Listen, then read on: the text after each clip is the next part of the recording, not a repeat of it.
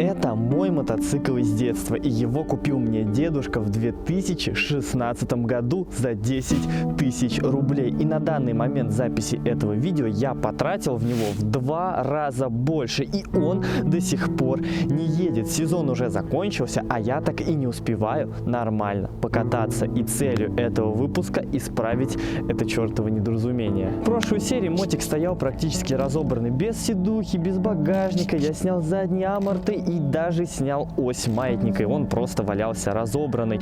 И чтобы не собирать и не разбирать его по 1000 раз, я решил воспользоваться удачным случаем и поставить в него новые задние тормоза, поменять ось маятника и заднюю лапку тормоза. Так что приступаем. Начинаем серию с распаковки задних тормозов. Ой-ой-ой-ой, какие они. Ой-ой-ой-ой. Вау, ну навье, колодочки. Вот смотрите, как его выломало, так что сейчас мы будем все это чинить. Поехали, достаем инструмент. Чтобы поставить задний тормоз, надо сначала логично же снять колесо полностью. О, пошел. Фух. Блин, жесть, надо было сил прикладывать. Офигеть.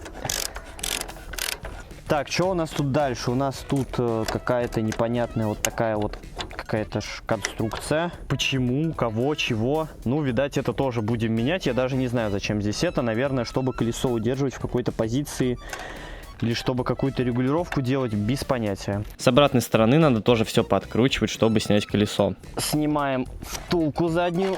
О, прям кайф, смотрите, все вообще офигенное. Слушайте, неужели какие-то неушатанные запчасти в этом мотоцикле есть? И вот такая втулка у нас с обратной стороны была. Тоже все в вполне нормальном состоянии, но, конечно же, мы это очистим. Теперь откручиваем широкую гайку, которая держит само колесо на раме. Снимаем вот такую вот железную штучку, которая удерживает наш барабан в одной позиции. Ну, болт в целом живой, конечно. Так, все, теперь у нас может тормоз так вот сделаться как-то. А где колодки? Где колодки? А где? Тут вот, смотрите, вот наш новый тормоз. А почему колодок-то нету? Что за хрень? Ё-моё! Понятно, что он не тормозил-то вообще в целом, смотрите. Слушайте, хорошо, что тут в комплекте с новым тормозом еще идет вот эта ножка, потому что вот здесь она прям вся гнилая, вот посмотрите, ну это ужас.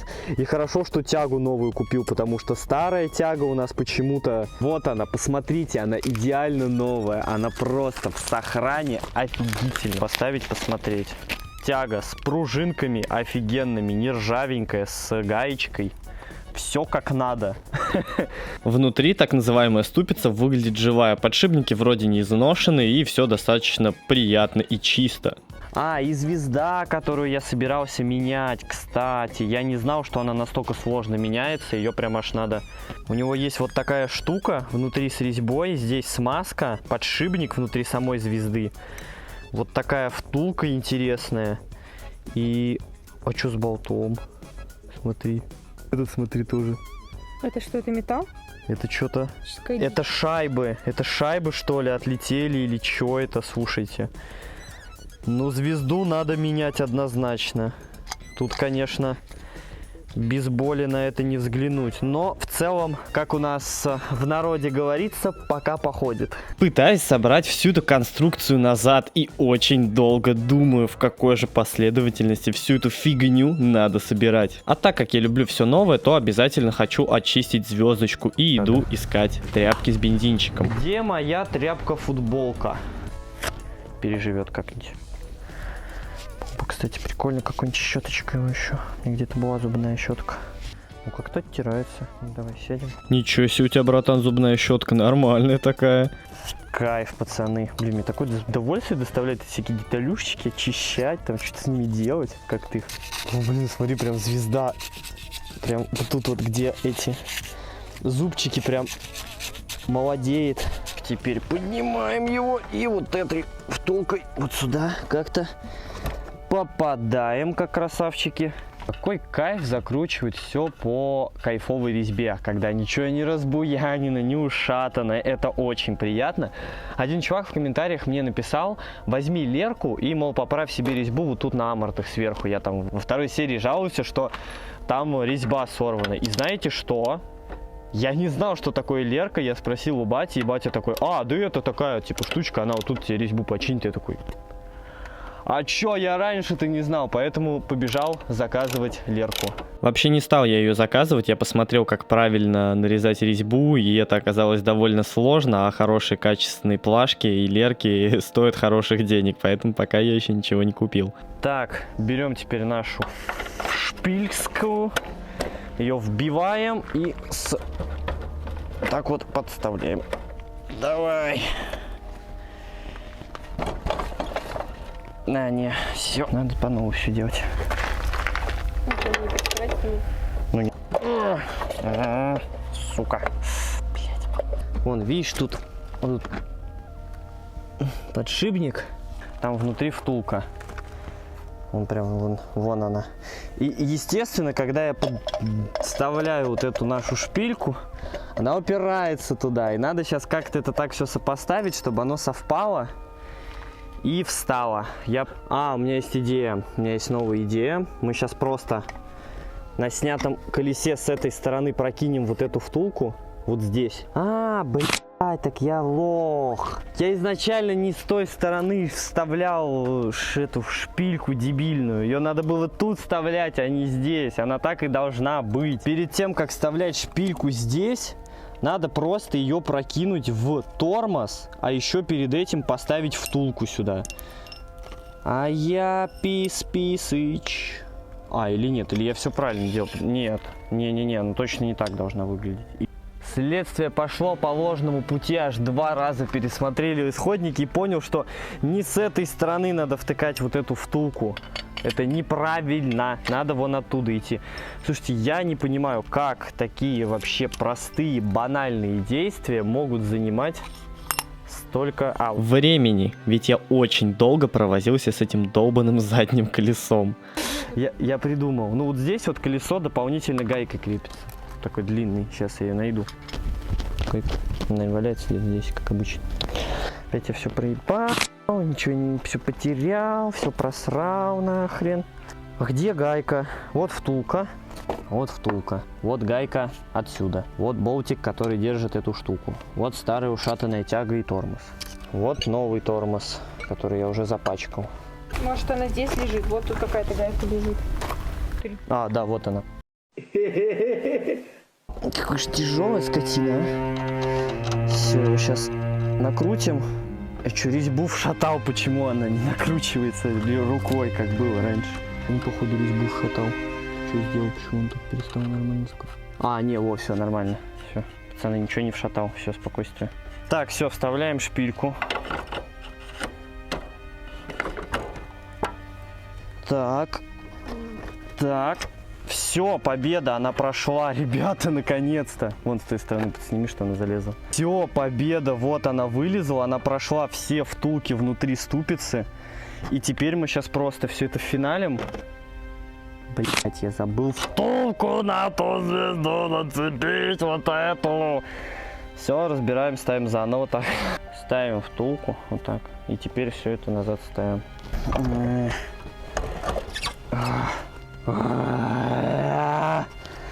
Это какой-то конец. Почему все так жопно? Ура! Все. Ой, давай с этой стороны сюда иди.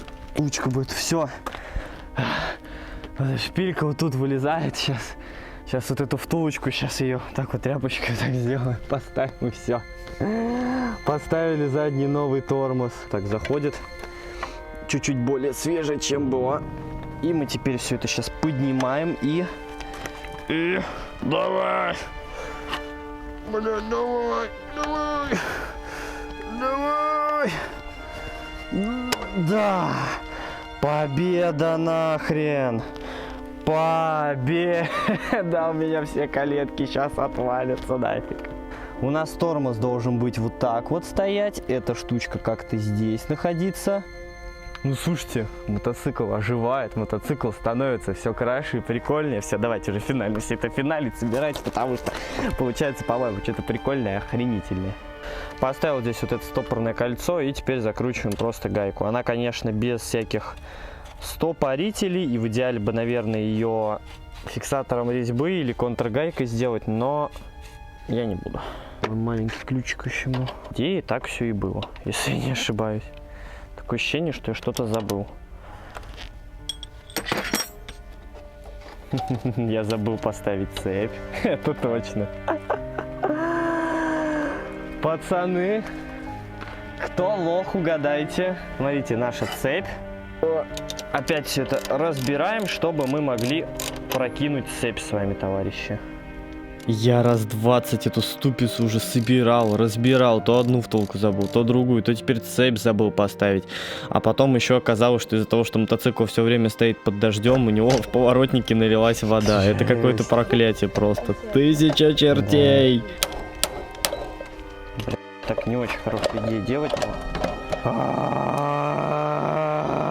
Наконец-то накидываю цепь и собираю это уже, надеюсь, финально. И каким-то боком это у нас все сюда вот так шлеп. И вот эта пимпочка у нас вот будет идти. Вот такая гаечка. Блин, да гайка, конечно, уродская. Ржавое недоразумение. Позорище. Крутим колесо. Все, тормозит, работает, офигенно. Сейчас будем собирать. Оп, оп, оп. Тут протягиваем.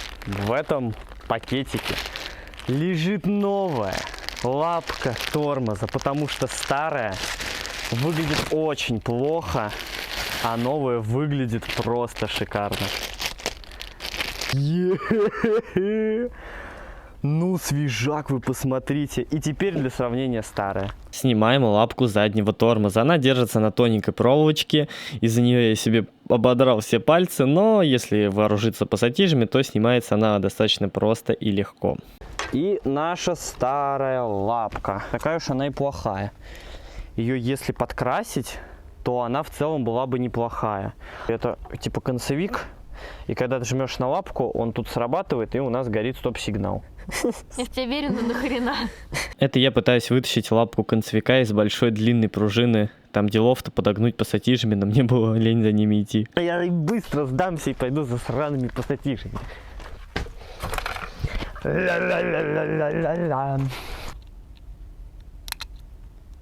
И все. Распаковка! Это прям наша любимая полноценная рубрика распаковывать новые деталюшечки.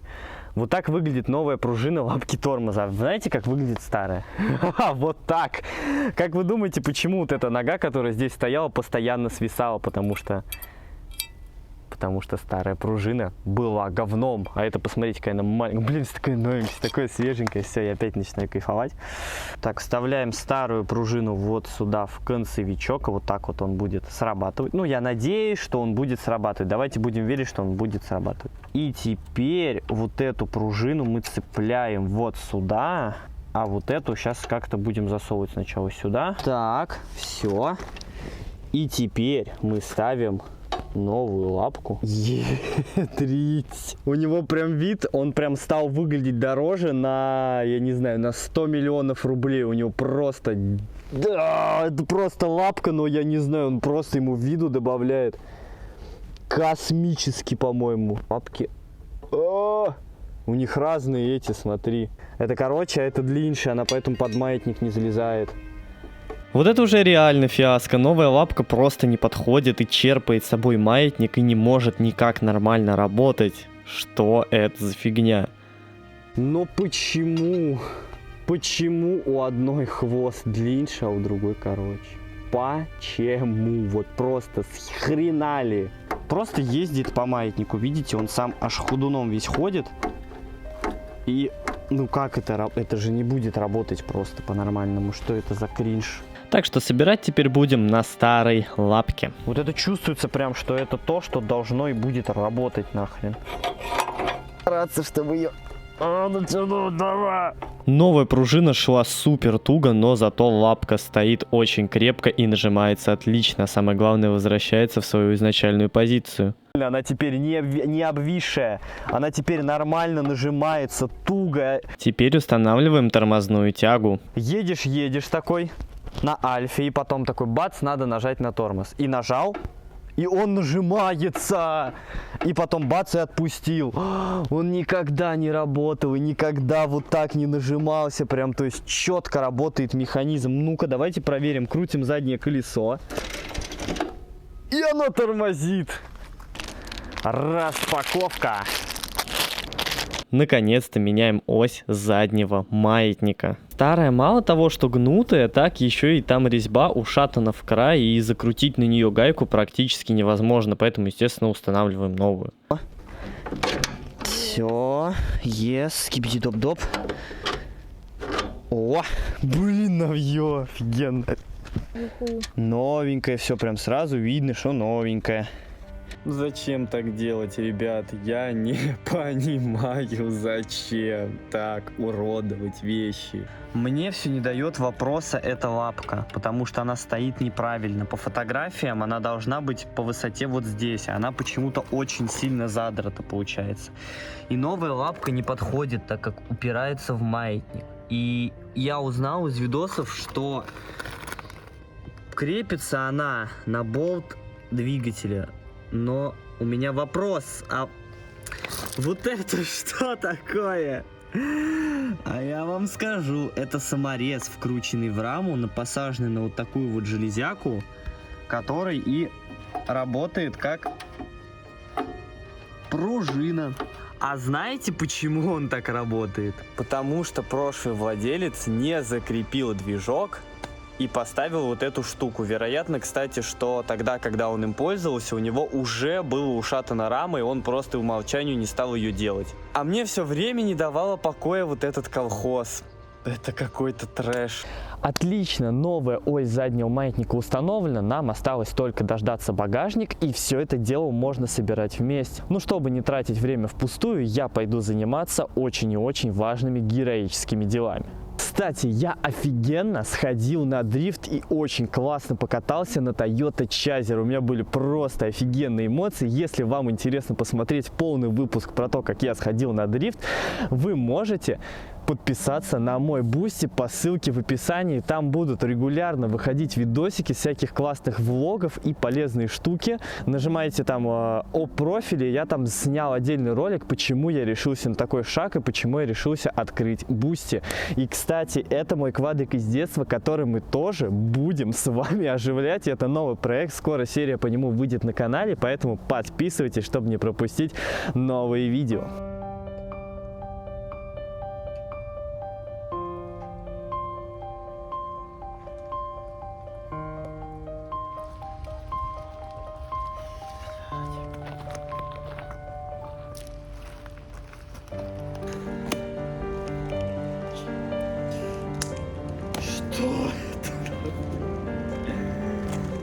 Ну что, друзья, за окном у нас бушует ливень, осень вовсю идет, а я негодую со своей сидухой. Ну вы посмотрите на это убожество. А еще больше я негодую на новые сидухи, 3500 за сиденье. Да вы там офонарели. Знакомьтесь, это одно из основных креплений сидухи. Оно крепится в передней части в районе бака. А это какая-то железная подложка, которой по заводу там, конечно же, нету, и она прикручена на саморезы прям в пластик. Какие же тайны мироздания хранит в себе эта сидуха? Откручиваем еще одну железную пластину. Сидухи очень плохо. Теперь я понимаю, почему прошлый владелец укрепил ее железом. Ну что же, а теперь давайте снимем обшивку самого сидения. Крепится кожаная обшивка элементарно на самые обычные скобы от степлера, но снимать их немножко геморно, признаюсь я вам, тем более, когда нету подходящего под это инструмента.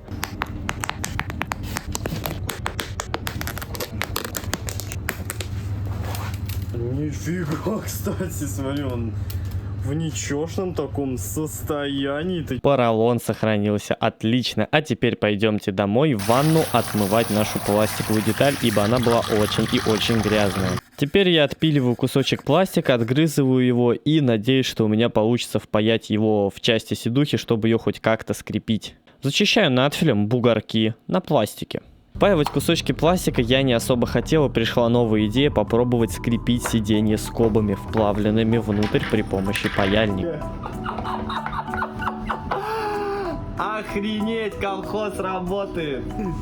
Да! Стало лучше? Выглядит ну мега супер всрато. И потом мне пришла новая мысль. Так как мой батя человек рукастый, у нас постоянно полно всякого дома инструмента. У нас где-то в гараже был строительный фен. Однажды весной нас участок полностью вот так вот затопило. И батя этим феном пытался отогреть канаву, чтобы сделать там щелочку, чтобы вода с нашего участка утекла. Конечно же, фен в этом не помог. А на помощь пришла газовая горелка. Но нам этот фен точно сейчас поможет.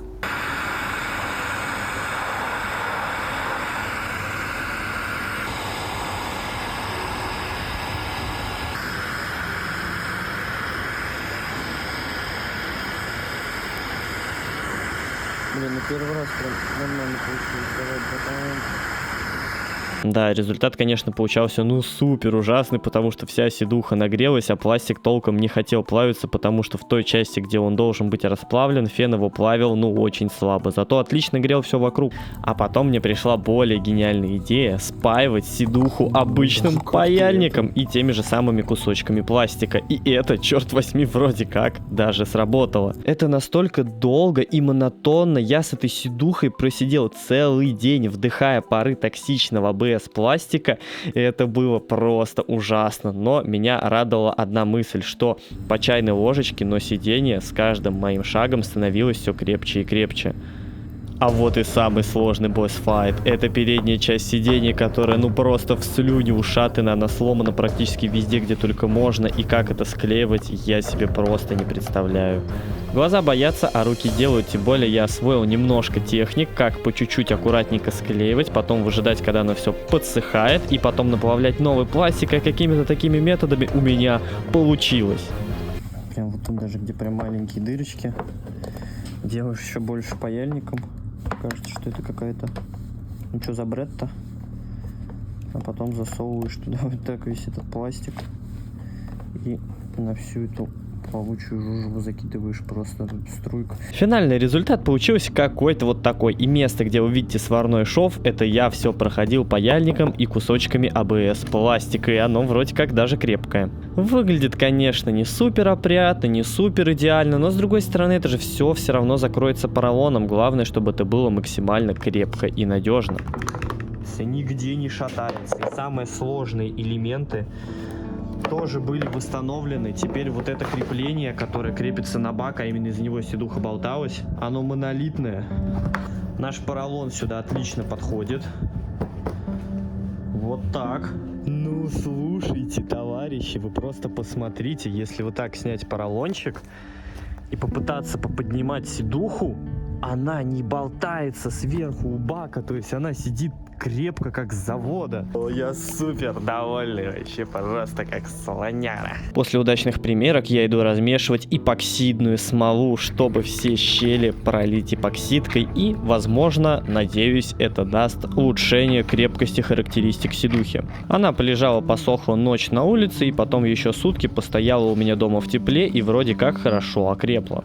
Прошел еще один день, дожди на улице не прекращались, и я решил перегнать мотик в новое место обитания. Пока он будет жить в большой теплице, где сухо и вода там недоступна. Спасибо, батя, за теплицу. Спасибо, маме, за теплицу.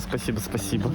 А, кстати, реально огромное спасибо, потому что погода на улице только ухудшалась, и потом вечером этого дня пошел снег, и я выкатил мотик, чтобы поделать парочку прикольных фотографий с ним. Теперь пришла пора обтягивать сидуху. До этого мне пришел комплект степлера, ремкомплект кожи и скобы. Но когда я это забирал все из ПВЗ, чел в Озоне мне сказал, что этот степлер говна кусок и прибивает хреново. Ну, мы и проверим, так ли это на самом деле. Наша любимая постоянная рубрика — распаковка. Закручиваем винтик. Добавляем уголек. Разжигаем. Насаживаем мясо на шампур. Аккуратненько все это дело выставляем. Регулируем угол наклона шампуров при помощи мангала. Поправляем угольки кочергой. Блин, ничего такого, пожаристо, вкусненько. После долгих ремонтов мотоцикла самое главное — это хорошо подкрепиться. Спасибо за этот офигенный обед мангалу от Unikit. У него есть удобные ручки для переноски, и также он вообще складной, его можно погрузить даже в машину. Шашлык получился отменным, так что покупайте мангал по ссылке в описании. На следующее утро распаковочка новых вещей. В смысле не подходит? Ты что, со скобами обосрался даже? На самом деле нет, их надо просто убирать внутрь самого степлера, а не пытаться упихать в эту штучку. Ой-ой-ой-ой. А это новая кожа для нашей седухи. Ну, и что это? Какое-то говно полное, блин. Как-то с самого начала я не предвкушал успешность данного дела. Потом ко мне пришел спец по обшивке Мамуся и своим уникальным методом помогла мне натянуть обшивку на сиденье, потому что в одного мне давалось это очень тяжело. Мамуся легенда и придумала феном нагреть всю вот эту вот конструкцию, чтобы она усаживалась, потому что мы работали где-то примерно в плюс 10 градусов и было достаточно холодно, и, конечно же, все это не хотело дело утягиваться. Теперь самое сложное занятие — это степлерить вот эту вот обшивку в пластик, чтобы оно держалось. И, конечно же, без Мамуси я бы не справился, ведь надо эту обшивку как-то натягивать и еще удачно все это прикреплять. Короче, сложно. Погнали наши.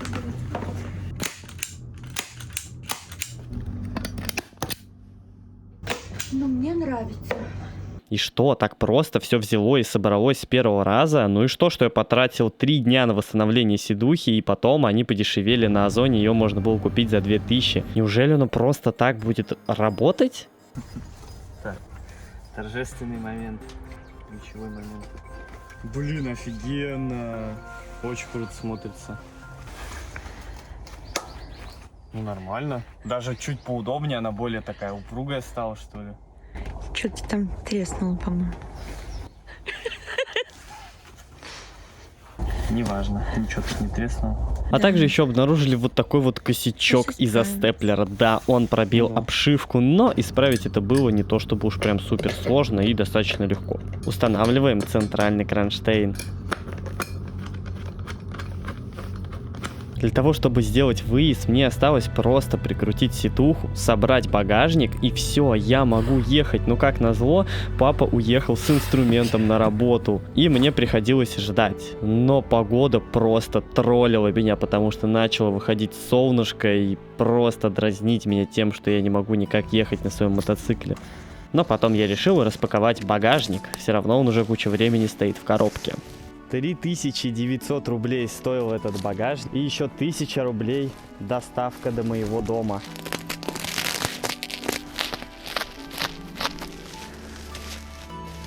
О, победа! Я думаю, вы уже догадались.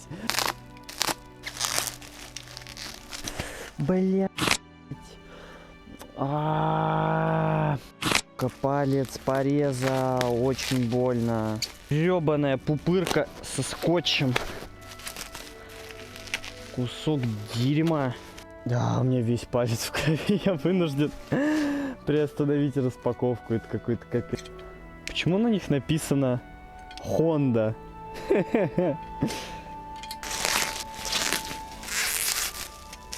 Фух, ну все, наконец-то я распаковал этот ужас.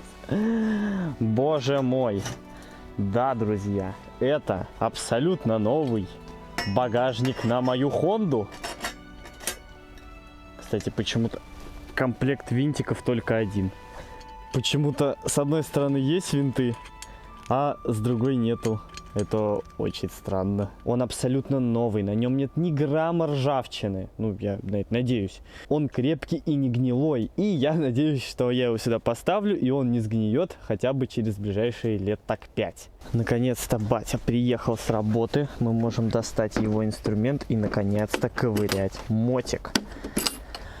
Ой, будем надеяться, что резьба у нас не пойдет по одному месту. Вот. Но в целом хотелось бы, конечно, на 2 бы шайбочки его насадить. Вторая шайбич. И гайка. Во. Очень жалко, что эти шпильки на раме нельзя поменять, так как они варены внутрь. А я бы с удовольствием купил бы новый, потому что это резьба, но это ужас. А восстанавливать ее достаточно сложно. Но я все равно попытаюсь, чтобы все было по красоте. Тут у нас новенькая шпилечка вот такая вот. И шайбочки, которые я купил, тоже подходят на нашу шпильку. Отлично! Тоже, я думаю, на 2 шайбах будем делать. Я что-то совсем запамятовал, что с этой-то стороны кто шайбы класть будет. Говна. Пирога. Ни хрена себе. Вот это картина. Вот это картина. Начнем с того, что я даже не знал, что у багажника должны быть еще вот тут дополнительные упоры, и вот тут для них дырки. Но меня поражает не это, а то, что у нас рама кривая, и вот эта часть упора. Вот видите, вот этот рядом, а вот этот нет. Багажник. Да какого хрена? Почему? Ну почему ты такая тварь? Вот, ну вот, отлично, отлично. Да, что тут такое, почему? Я очень долго пытался собирать этот багажник. У меня то одна часть выскочит, то другая часть выскочит, и я никак не мог понять, как всю эту конструкцию собрать воедино. Ну, выглядит, по-моему, просто великолепно. Как же он блестит. Вот эта задняя часть мотоцикла, где у нас новые аморты, новый барабан, новый багажник. Конфетка еще, но ой, мне уже нравится. Главное, чтобы он ехал, скотина.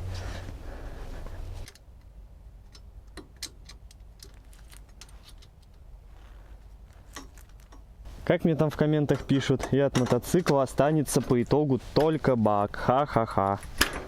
Ох, туго идет-то. Ой, блядь, что-то упало. Офигеть. Да это похоже на новый мотоцикл.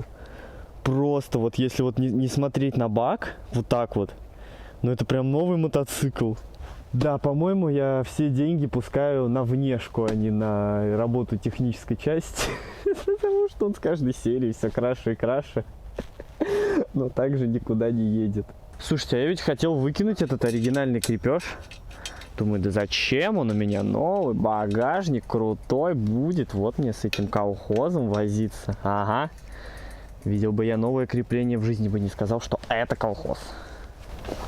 Такой странной фигни заметил. Если вот так вот стукнуть по багажнику, у него будет такой длинный продолжительный звук.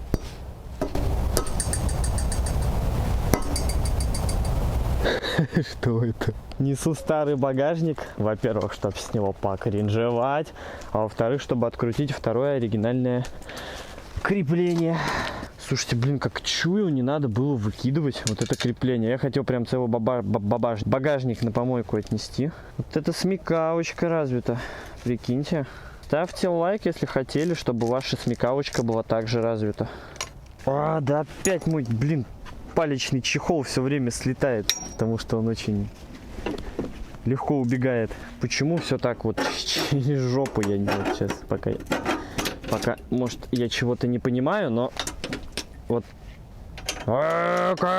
Теперь прикручиваю вторую часть багажника, но старым креплением, потому что, как вы поняли, новое это был просто болт и гайка, и то только для одной стороны. А тут вон резиночки и всякие штучечки, шайбочки, очень красиво. Наконец-то, наконец-то. Вот так, вторую, оп. Гаечку, чик. Ключик, чпоньк. я понял, что мне необходимы новые шайбы для крепления багажника, так как те, которые я поставил, имеют очень малый диаметр и едва зацепляют багажник. А еще я понял, что мне нужны новые болтики на 10 и новые гаечки. И еще новые шайбочки, чтобы прикрепить багажник вот тут у основания, потому что до этого он крепился на какие-то очень странные непонятные шпильки, а я хочу, чтобы все было закреплено красиво и нормально. А так как сейчас уже темнеет, и работать не представляется возможным, а еще хочется очень сильно спать, мы начинаем завтра. Так как Альфа у нас, конечно же, не ездит на рынок, я поеду на велосипедах, потому что батя у нас на работе.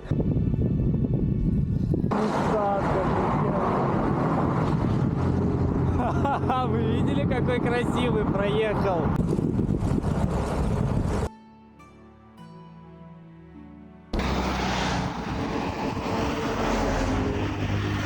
На Альфе едет! На Альфе! А я на велосипеде! Какого? Почему мир так несправедлив?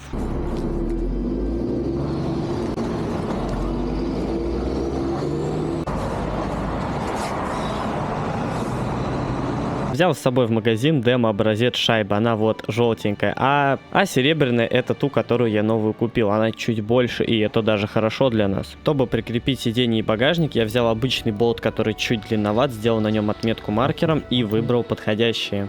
А это я облизываюсь на плашке. И вот она, плашечка М10, как будто бы вот прям бери плашкодержатель и иди нарезай красивую резьбу на амортизаторах.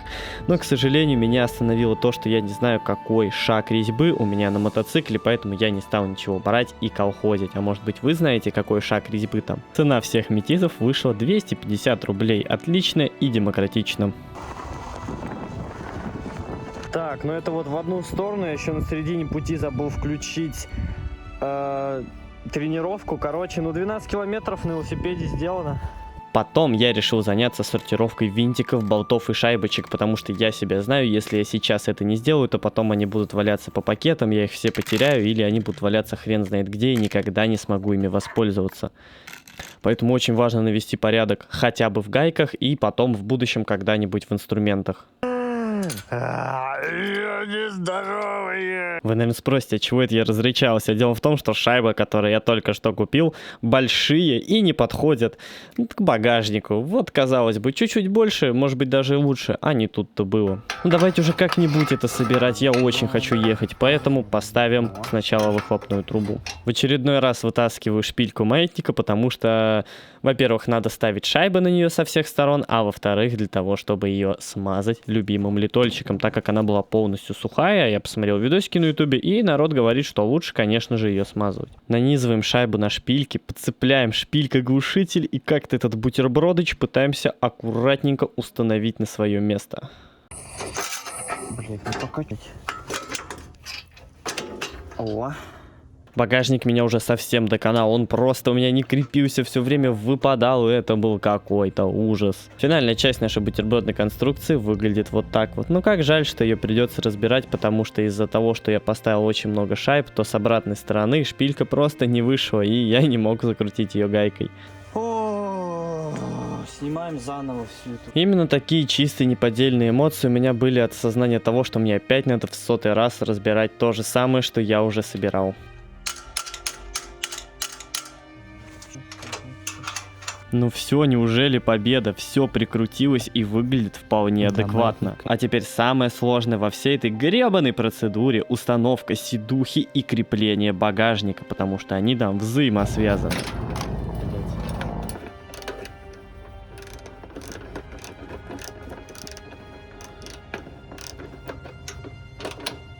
Все.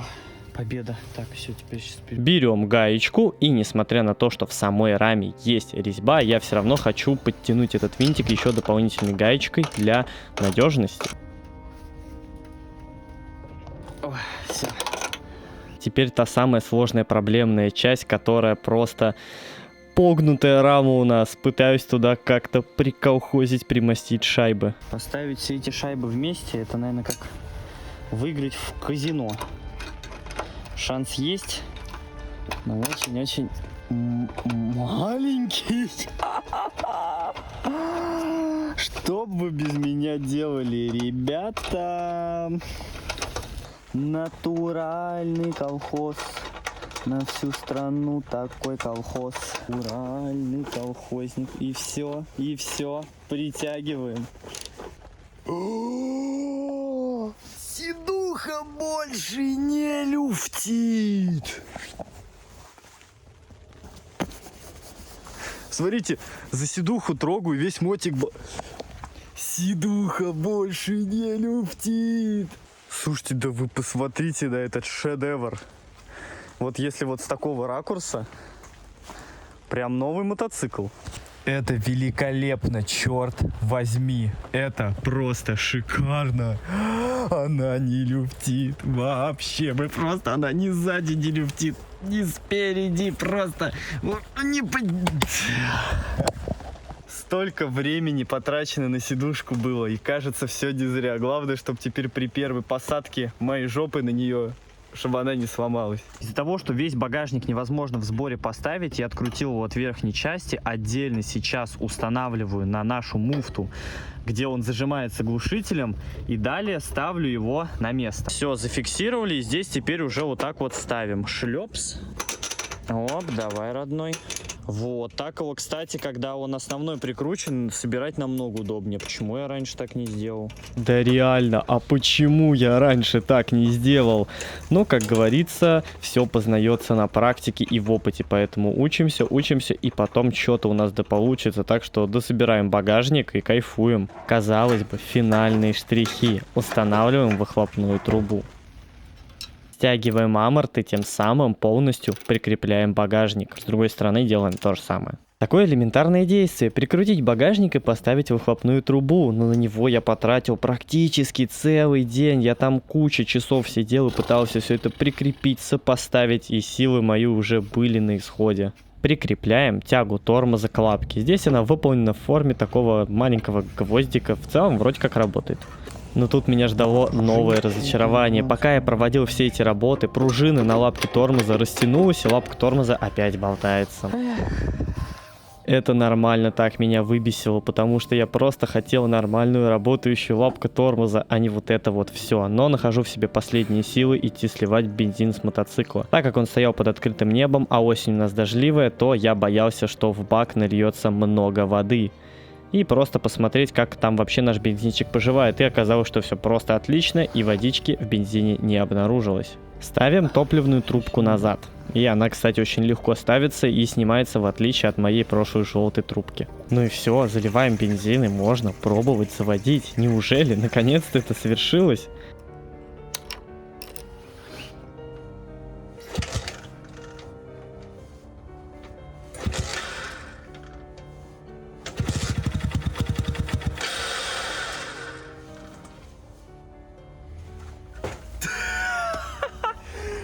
Так.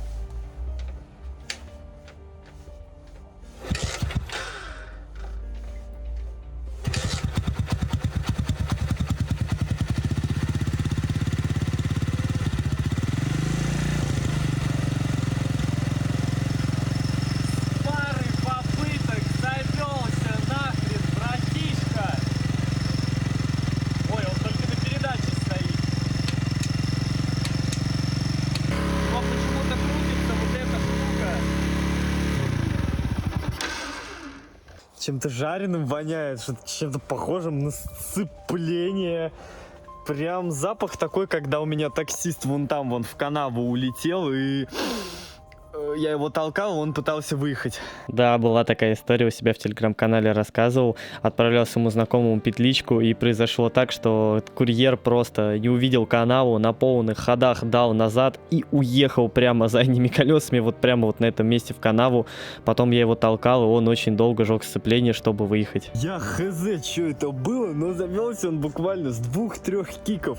Бум-бум-бум-бум-бум. Хотя на улице сейчас, ну так, градусов 5, наверное. Офигеть, неужели отстроенные клапана реально дали такой результат? Я, дорогие друзья, просто шокирован. Сейчас иду смотреть видео, как настраивать сцепление, потому что мы его на рандом откручивали в последний раз во второй серии. Просто крутили его на рандом, чтобы, в общем, переключать передачи, так как они у нас не переключались. Потому что мы там снимали лапку, у нас что-то все съехало.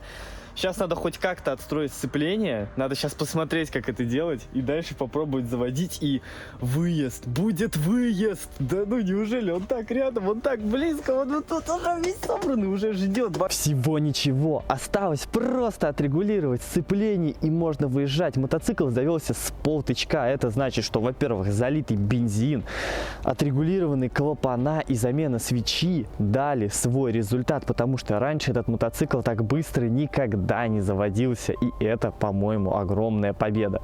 Погода еще на руку сыграла просто отлично, но кое-что не так пошло с настройкой сцепления, и сцепа вообще не настраивалась, то она не дотягивает диски сцепления, то есть сцепу очень сильно ведет, и на нем невозможно ехать на этом мотоцикле, при этом ты вот так вот руль поворачиваешь, и у тебя мотик вот так вот улетает, и это просто жесть, тут чуть все не разложились, чуть ли я не улетел, и бать, чуть там на дыбах катался, жопа вообще какая-то происходит с этим сцеплением, ничего не понятно, то ли с газом, а так как выезжать так вообще небезопасно, выезд у нас будет 100% в 4-й серии, и я это вам гарантирую.